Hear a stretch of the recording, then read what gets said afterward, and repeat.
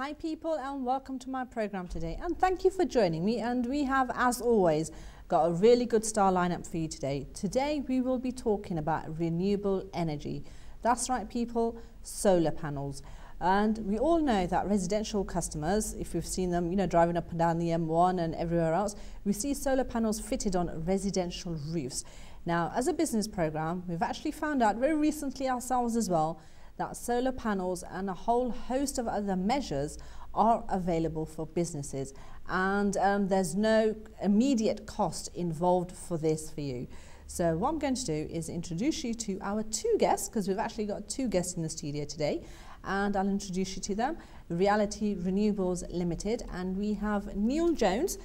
Good evening, Shaghofta. How are you today? Very well, thank you very much. Thank you. And I'll introduce you to Vanessa as well, who's Business Development Manager for Reality Renewables. How are you, Vanessa? Hi, Shaghofta. I'm very well, thank you.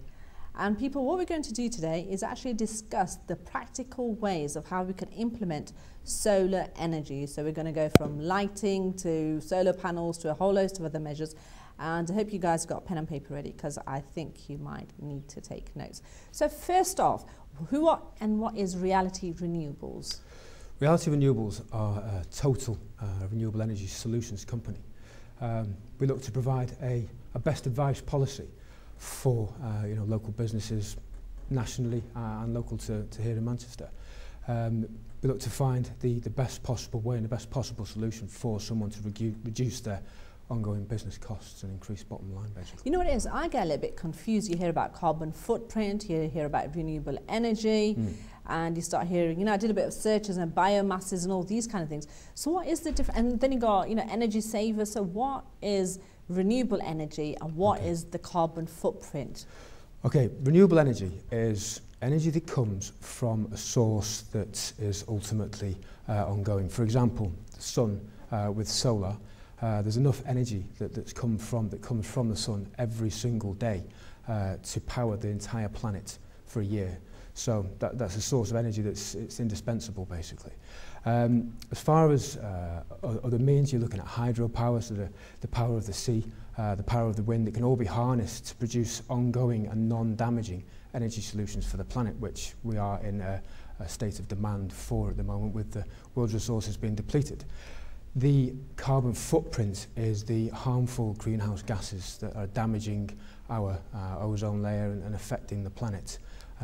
These are an ongoing measured. But isn't that pollution, like what comes out of cars? Yeah, basically, yeah. Carbon monoxide, carbon dioxide damages the upper atmosphere, basically. We need to reduce that. Obviously, factories, industry has a heavy impact on those gases as well. The world as a whole needs to look at reducing that gas output, basically. So basically, renewable energy is sourcing in energy. Yes. And the carbon footprint is reducing pollution-based waste. The use of fossil fuels and things creates your carbon emissions.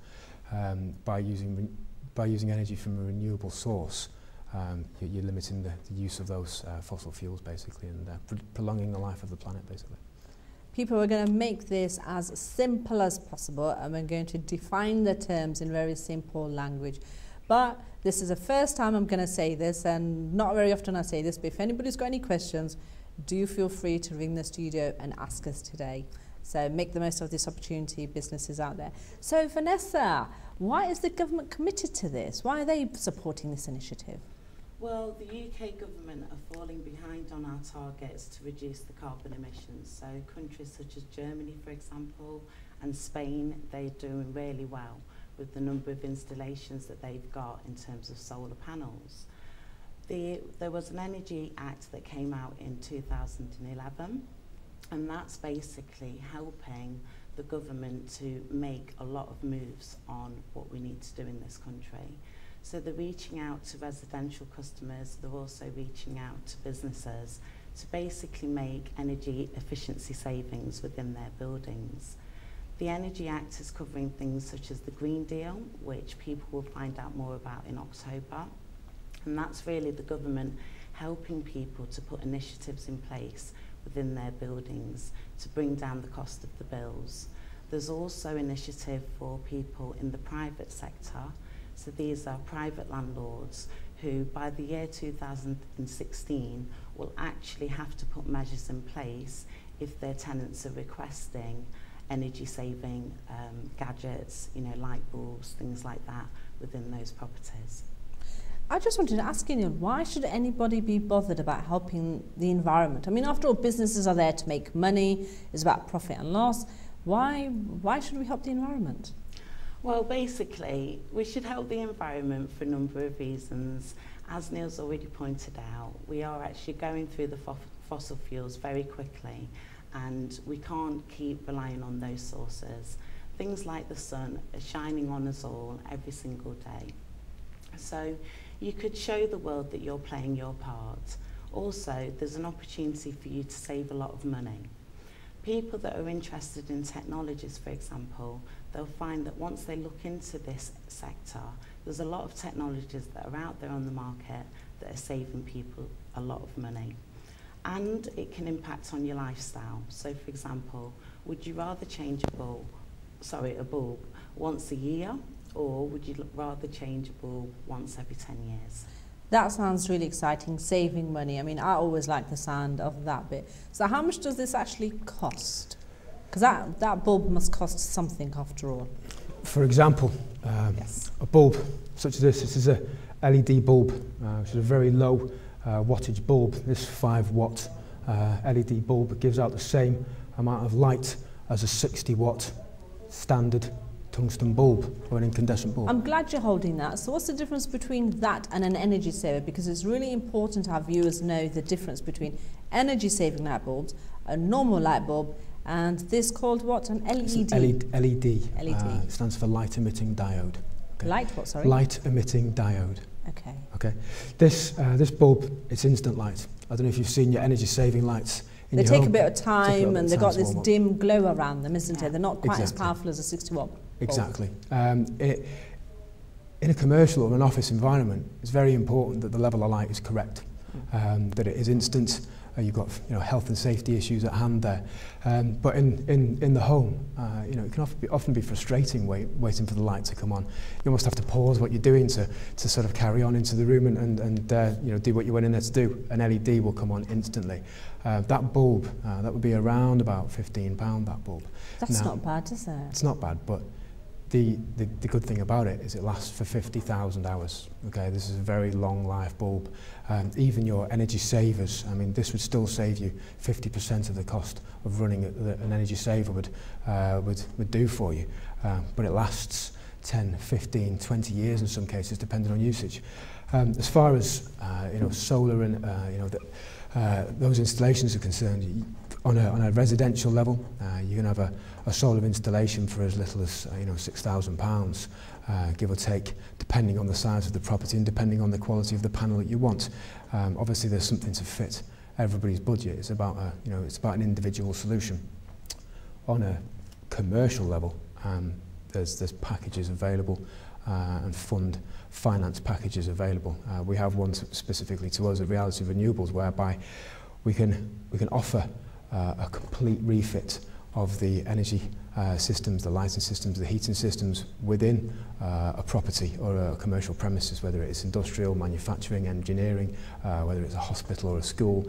There's a solution for every single possible business out there.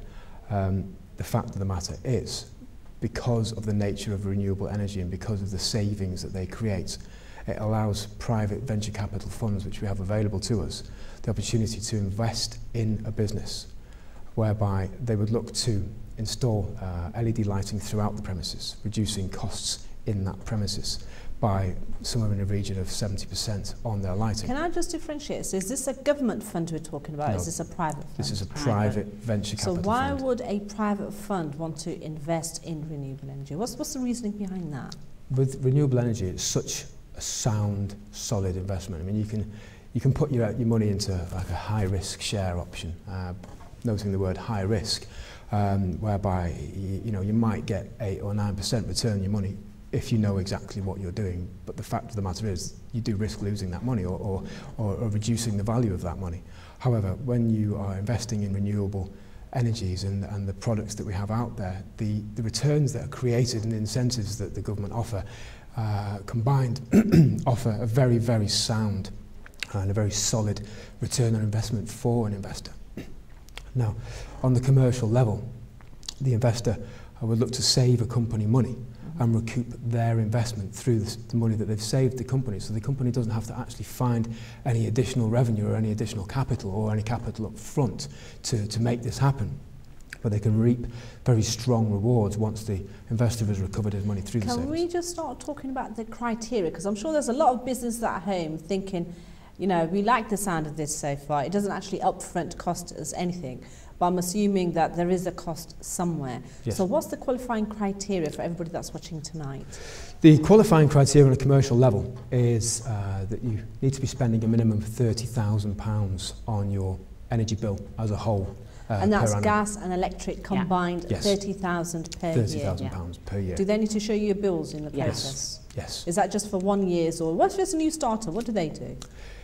If it's new, we need to see something that has been going for a couple of years. At the end of the day, the fund has to know that the business is a strong business because they don't want to put their money into something that might, you know, for want of a better word, hit the wall in a year or become a subject of the recession.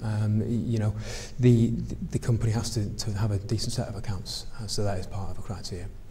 Also, you'd need to actually give us authorisation to do an energy performance certificate. So that's actually making sure that your building is got a good level of energy efficiency already. What does that mean exactly? Sorry. An energy performance certificate. It's a very. It's I've never heard of that before. Has anybody else heard of this energy efficiency certificate? Have you seen these things that you have to have? You get them on the side of your fridge sometimes, like an A, I've heard of B, health C, and safety, D. but that's as far as I've got. It can be called an EPC. Okay. That's the only real necessity to start. It's not an expensive thing. So who does that? We can do that. You do that? We can do that for the So for the that is done, and then you monitor the bills. Yeah. Well, you'd like to see the bills. Yeah. And then they have to be the business owner, or Yes, they actually have to own the building. Okay. Yes. Yeah, or have permission from the landlord to So if you'd just like us to talk us through a typical example. So somebody gives you a call and says, yes, I'm the building, you know, I own this business, I own the building. Yes, I can, you know, demonstrate my bills, I can show my bills. We've been, you know, combined gas and electric, it's £30,000. Now, some of our average takeaways must, and restaurants must, you know, generate that kind of bill quite easily. Absolutely. And then what happens? Okay, we generally go out to see them. We send one of our professionals out to sit down and talk the client through the stages of the process. The whole process is a very transparent financial agreement, basically. In the initial phase, it's just a case of an authority for us to go in and survey and, you know, project the financial returns out. You know, okay, we're going to install LED lighting, we're going to swap your lighting out for reduced cost. Or reduce running costs, we're going to swap a heating system or install a new heating system. If we take an example of, like, say, a takeaway or something, so a lot of our viewers can, you know... I think a care home would be a good example. We're working with a lot of care homes at the moment. Okay, so do you just like to talk about a care home as an example so our viewers can understand the whole concept? Okay. First of all, it's just a consultancy process whereby we go in, we run tests and assess the building for what measures can be put into that building to reduce costs and bring those bills down to create a financially viable opportunity, basically. Once we've done that, all those costs are put into a projection and an analysis so that you can work out, and both the client or the landlord of the property as well as the venture capital fund, everybody can see exactly how long and what savings are possible, what the projections are taken into consideration as well, things like energy price hikes. It was on the cover of one of the major newspapers the other day. One of the major providers is rising prices by 9% before winter. Taking into consideration all of those factors, the incentives from the government, and the savings obviously the customer is going to create over the course of time. Once we've done that and all that projection is in place, a full proposal is placed with the client, basically for the authority to proceed. At the end of the day, we look for a win-win solution because the client is going to get a fully upgraded property with new heating systems, new lighting systems, energy microgeneration, or a small power plant on the roof of their building. Is there a limit No. to how much you can provide to a property? Do you have a cut-off point that once you've spent a certain budget, that's it, you're not going to give that business any more assistance? As a general rule of thumb, we look to spend. It varies, it really does vary from client to client, or the necessity or the potential returns. As a general rule of thumb or a ballpark, we'd look to invest somewhere in the region of 3 times their current energy spend, there or thereabouts. Once we've done that, I mean, the sort of idea behind it is that there wouldn't really need to be any more additional installation within that property, because what we've actually put in is sufficient for 15 to 20 years worth of returns. The actual property itself obviously benefits from all the sort of returns over the course of a very long period of time. They take ownership of it once the funds recover their money in totality. The fund is actually responsible for the maintenance of the installation during the process during the buyback process, so that there's no fear, there's no worry, there's no real necessity to worry from the client during that period of 5 or 6 years. So from the point somebody calls you up, you go out to visit them, you do your survey, you put your contract in front of them, lay out what the projected savings are. Yes. Then what happens? You start installing? Basically, it goes into a full survey process, make sure that we've got every box dotted, every I dotted, every T crossed, etc., etc. And then we roll it out. Usually, we start with the LED installation, because that's the most instantaneous, fastest, easiest way of getting to savings first. Secondly, we look to install the solar panels. Thirdly, the biomass, which is one of the angles we use for the heating solution. That takes a little longer to plan and roll out, but within about 6 months the biomass will be in place. It's a rollout process. It doesn't just stop with those 3 products though. We look to install anything that will give a solution to that particular property, or a saving to that with solar panels, especially with residential properties that we all come to know about, the roof has to face south. What's all that about? It doesn't actually. Doesn't it? No, not. It doesn't have to be perfect south. An azimuth of 0 degrees. Because a lot of businesses have flat roofs, or they're multiple occupation, and there's all kinds of things. We have varying solutions for all sorts of different roofs and all different angles and pitches. Where you have, for example, a flat roof, we can install the solar panels on what we call A-frames. They're adjustable angles that the A-frames are pitched at. So it allows us to pitch the panels at a perfect 35 degrees, which is the recommended pitch or angle, a tilt that the solar panel is at. As far as the facing south, perfect south creates the best yield or the best return. We're going to have to stop you right there. We're just coming on to a break, and we'll be back to discuss the way that your roof should be facing or not. So we'll talk about south-facing roofs in a little while. So join me after the break.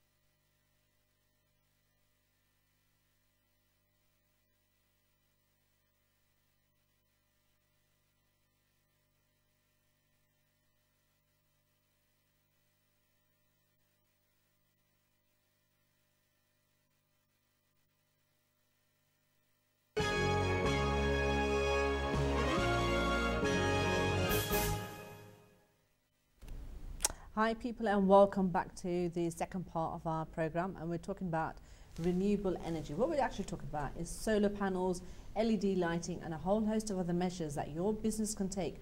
Make full use of alternative sources of energy, which means that you don't get your lighting system from where it currently comes from, and pay solar energy in a way that benefits you. So it's really good scheme. And to talk about it, we have in the studio Vanessa and Neil from Reality Renewables Limited, and they're actually talking about the whole practicality, the ins and outs of how businesses can benefit.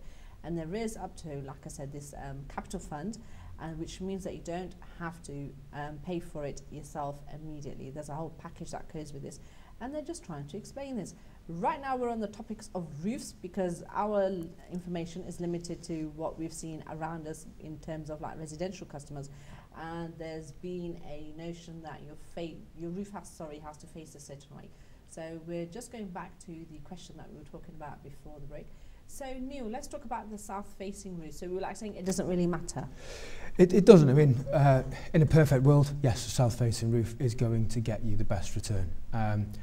As you move away from a perfect south-facing roof, even as much as to an east-west facing roof, you're still only going to lose maybe 20% of the total yield. So it's down to each individual's personal requirements. If someone has got a real necessity for solar, but the roof isn't facing the wrong way, if the roof's facing the wrong way, or they think the roof's facing the wrong way, there is always a solution.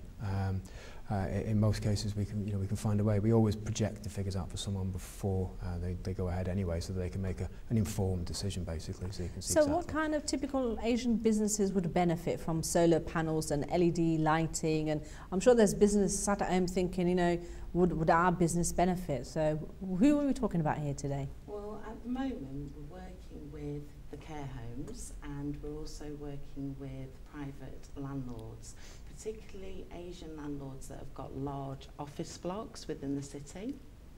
We're also finding that Asian people that are owning restaurants, hotels, or any other conference facilities are really in a good position to look at the LED lighting in particular to see how much they can save on their electricity bill. How much savings are we actually talking about here at the end of the day? Well, what's the saving on your average bill? So just for argument's sake, just say if we're talking about £30,000 annual spend, we're talking roughly about £3,000 a month then, isn't it? So how much would they save typically on a £30,000 bill? On a £30,000, I mean, there's a very good chunk of that is going to be lighting in places like hotels. For example, I had a client only a few weeks ago who his electrical spend, it's a mathematical calculation, you can work out exactly from the bulbs that are in the building what they're costing on a yearly basis. His bulbs were costing him £7,500 a year. The projected savings will be, or the projected ongoing cost will be in the region of about £1,500 a year. So there's from £7,000 a year to £1,500 a year. Yeah, just by changing the bulbs over. The LED bulbs on their own generally have a buyback period of about 2.5 to 3 years, but they last for 10 to 20 years. So you've got ongoing savings when it really counts, when the price hikes are taken in and sort of kicked in, as we're seeing with the major providers of energy in this country. When it really matters, the savings will be dramatic. We can make dramatic differences to people's bottom line. Doesn't that sound good? So what happens for businesses who don't have a bill of £30,000 per year? I'm sure nobody wants to exceed or think about bills that are £30,000 a year, but what do the smaller ones do? Well, we can still help you if you've got large energy spends but you don't meet the criteria for the fund. So suppose somebody's like getting £25,000 a year or £20,000, what would they do? Well, there's two options. They can actually finance it themselves, so obviously we are speaking to businesses that have actually got the capital in place to be able to put in the measures that we're talking about. If they can't, then we have got access to solar loans. Basically, they would become the investor themselves, which means that they will be saving money on their electricity and their gas, because we actually fit another system that reduces the gas bill by 23%. So it's the savings that they're making and also the money from the feed-in tariff, which we haven't really spoken about today, but this is actually a guaranteed index-linked payment that's coming from the government for the next 25 years. They would take that money to pay back for the solar loan. Hang on, let's just do a quick rewind because I think I didn't quite follow that. So basically, if you're a business and your annual bill for gas and electric combined is, like, say, for argument's sake, £20,000, then you have a package where either they can self-finance or you have another loan. So do they still have to pay for it? If it's outside of the funded scenario, where we have a finance package available, and like to say, if they can finance themselves if they wish to, we can put savings in place and a system in place that can offset the cost of a finance package on a yearly basis. So again, you've got a self-financing scenario. The savings and the income that we create cover the cost of a finance package on a yearly basis. That runs right from small to medium enterprise who fall under the 30,000 bracket, right down to the 3-bed semi-detached property in the middle of Manchester. So what we're saying is, just suppose, for argument's sake, that you had a monthly bill of £500. Yes. And by self-financing Yes. this, all these solar panels and measures, if they couldn't fund it themselves, so if their bill came down to £100 a month, that £400 would go towards the loan. Is that what we're trying to say? Yes. Yes. Plus the money from the feed-in tariff. How much is that? How much do you get from this feed-in tariff? At the moment, people are being paid 16 pence for every kilowatt of energy. This actually gets automatically sold back to the energy supplier. So you can get an annual or a quarterly payment from the feed-in tariff. It's effectively a bonus payment from the government for helping them to comply with their carbon commitments or carbon reduction commitment to the EU.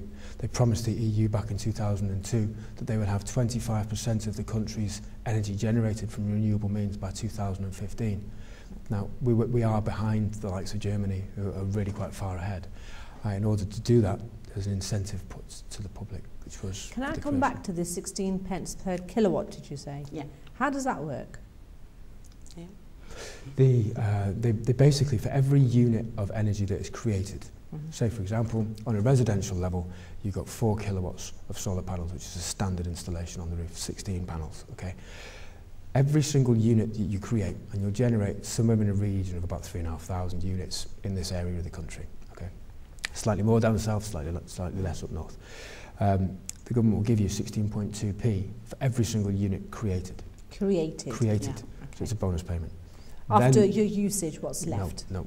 No. Then you can use all of it or sell all of it back to the grid.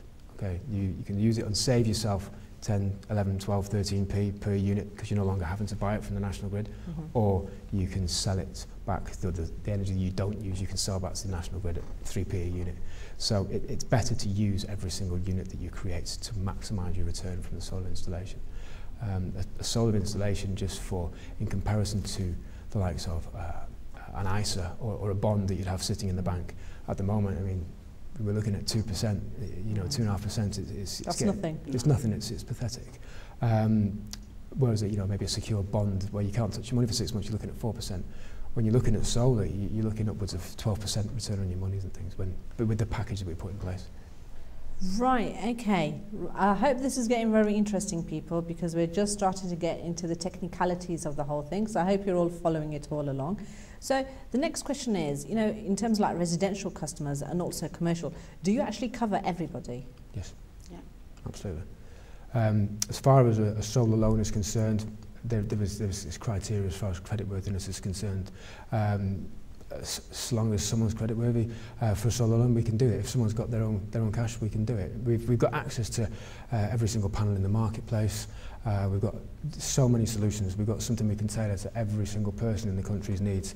We will find a solution for you. We will find a superior solution for you. Ultimately, that's our sort of company promise, really. There must be people sat at home thinking, actually, we could do with about 2 or 3 light bulbs. Maybe one in our lounge, maybe one in our hallway. What do they need to do? Just, I know you've got a complete system available, but there must be people that just like myself, I'm interested in having 1 or 2 of these light bulbs at home right now. I'd like to take them home with me. How do they get their hands on these? Can you buy them from the supermarket? You can buy LED bulbs from the supermarket. However, with LED, it's quite a new technology, and you have to be mindful of the quality of product that you're buying. You need to buy the best quality bulbs. We've focused very heavily on supplying the best quality product that we can supply. We will find the best quality product that are manufactured to very high standards. What you will find if you buy a cheap LED bulb is that it won't necessarily last the length of time that it maybe promises on the box. Whereas if you buy a high quality LED bulb, it almost definitely will last you know, a lot longer than anticipated. You know, you've got serious longevity with these bulbs. You know, 50,000 hours is a very long time. In a standard residential situation, that's, you know, 50 years. What's the difference between an energy saver and an LED? Can you just clarify that? An energy saving bulb is a low wattage bulb that takes a lot of time, as we discussed before, to sort of, for the energy to build up in a bulb and for it to actually project light. They can often be quite dim, a little frustrating if you want to nip in and out of a room and you have to wait for the light to come on. LED, light emitting diode, is high speed, just like your regular incandescent or tungsten bulbs that we've traditionally had in our homes and businesses over the years. The difference being that LED runs at a very, very low wattage and costs, you know, up to 90% less to run, basically. Energy saving bulbs aren't actually that attractive as well, because they're the bulbs that are hanging down, where, as we've shown you, you know, the LED bulbs are actually more attractive to look at. You know, we've got a very large international viewership, and in some countries electricity is actually quite a big problem. Can you actually sell your solar systems right out to the other side of the world, or is it just limited to the UK? No, we have access worldwide if needs be. The fund that we talk about is available throughout Europe. If we're talking about the Indian subcontinent. Yes, I know. If somebody, for example, needed you know, an array built in the deserts in the Indian subcontinent, in Pakistan, wherever it might be, we can organise that. We wouldn't have to ship the panels into the UK and ship them back out. We can have them shipped straight there. We can train people up over there to help with the installation. We can ship guys out to do the install. We can work on a best advice and help policy. We ultimately, what we're trying to do as a company is offer help and solution to people who are in need. We can source that solution for people. Whatever that solution needs to be, we will work to find and help someone to come to the result. Is there anybody that's exempt from this criteria? Is there somebody that definitely can't benefit from this or definitely can't apply? Well, is there, you know, is there an exclusion list? No, I mean, we're reaching out to homeowners in terms of the residential market, and as we've explained for the commercial sector, again, either with the landlord's consent or if they are the owner of the property. And what about listed buildings? Would you have to go through City Council for that? There would be a problem for solar panels on listed buildings, or if the property is in a conservation area. But again, they're external measures. We can help you with internal measures, for example, the LED light bulbs, biomass heating, ground source heating. So there is still a solution, but obviously if it's a listed building, then it won't be allowed. Does anybody actually need planning permission for any of these solar panels? On a residential level, where you're in a standard non-conservation area, not a listed building, it comes under standard, normal home improvement regulations. Very, very simple notification process. Where you are looking to maybe install a massive array of solar panels, for example, fill a field full of solar panels, you would absolutely need to consent with your local planning board there, and you would need architectural drawings in place and to submit proper plans, because you know, it's quite a large impact to the landscape. So yes, you would need to submit plans there. We're coming to the end of our programme, so just final last words for our viewers, please. Okay. I mean, ultimately, renewable energy is a necessity and a requirement for the sake of the planet. But while that's happening, is a massive opportunity to take advantage of the incentives and the returns that are available to businesses, and savings and things that we can put in place as a company here at Reality Renewables. We operate on a consultant basis and try to offer best advice where possible. Everywhere really, but ultimately my message is to just take advantage of the opportunity that's in front of us right now.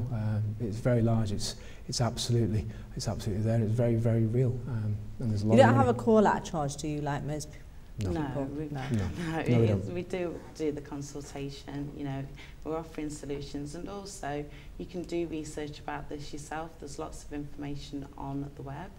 Also, if you know anybody that has got solar panels, or if they've bought LED lighting, why not have a word with them, find out how much they're saving, and of course, you know, you can go through Shaghofta to get our contact details, and we'll be more than happy to come and speak with you directly have a look at your energy needs, have a look at your energy spend, and see how we can actually save you money and make you some money in the long run.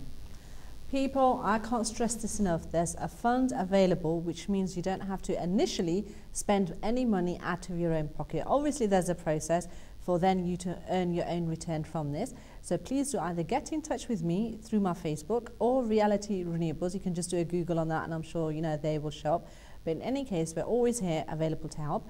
But on this last note, I'd also like to ask everybody, if you are at home watching this program, and if you're an award-winning businesses, I am actually taking bookings for this program. So again, do get in touch with me so I can book you, for the rest of the months ahead, because we're here to stay. So some very good news there. And I hope to see you next week. So thank you very much.